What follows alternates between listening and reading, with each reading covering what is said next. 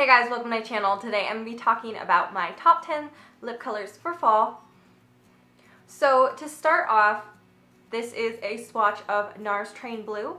NARS Train Blue is this lovely kind of port colored lipstick. It is by NARS. It's one of their velvet matte lip pencils. It has definitely that velvety feeling on the lips. The downside is the packaging is in one of those chubby pencils that you have to sharpen. It doesn't twist up, but the color is lovely. This is one of my favorite lip colors for fall.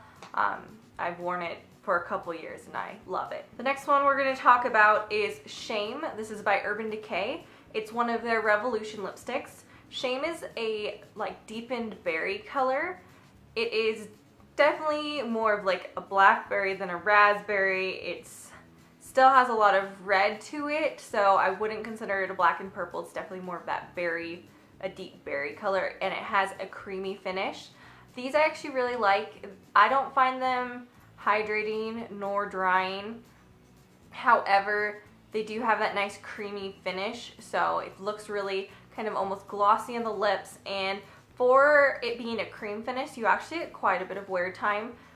It is something that you're going to want to pair with a lip liner because it does bleed.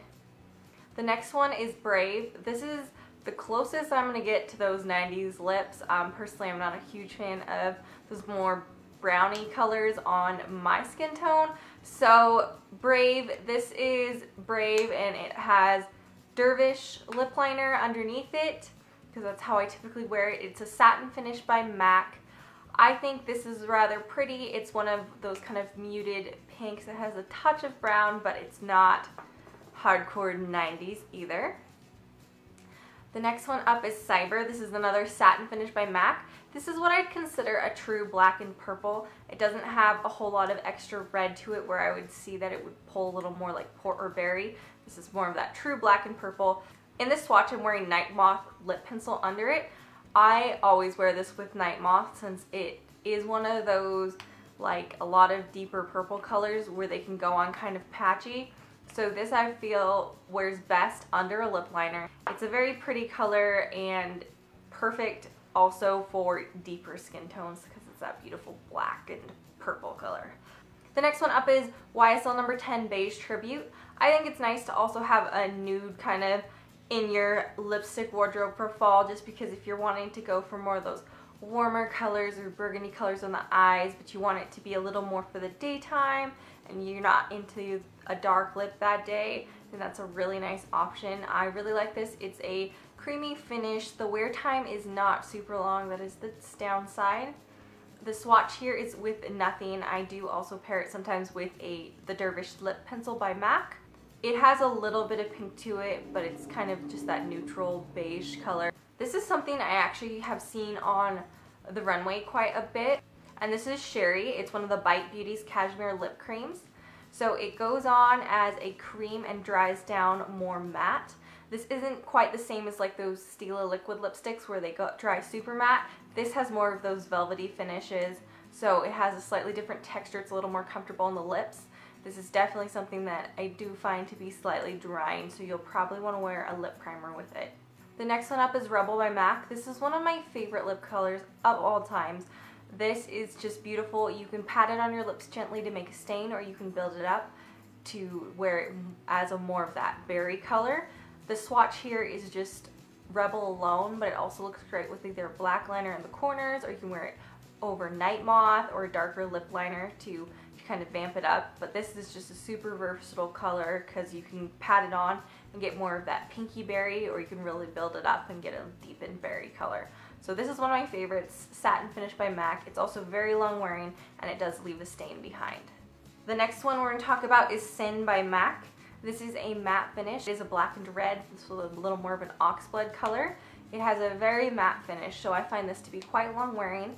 It is one that can settle slightly in the lines if you're not careful when applying it, so it's something that I actually like to apply with a lip brush. It's also something I love pairing with a dark. The swatch is just Sin alone, and it's really long wearing. It's perfect. It's just a gorgeous deep red color. The next one in my collection is the OCC Lip Tar in Black Metal Dahlia. This is one of the metallic finish lip tars. If you are familiar with lip tars, you will know that they are not always the same consistency. This is one that does have a nice consistency. It's more creamy versus watery.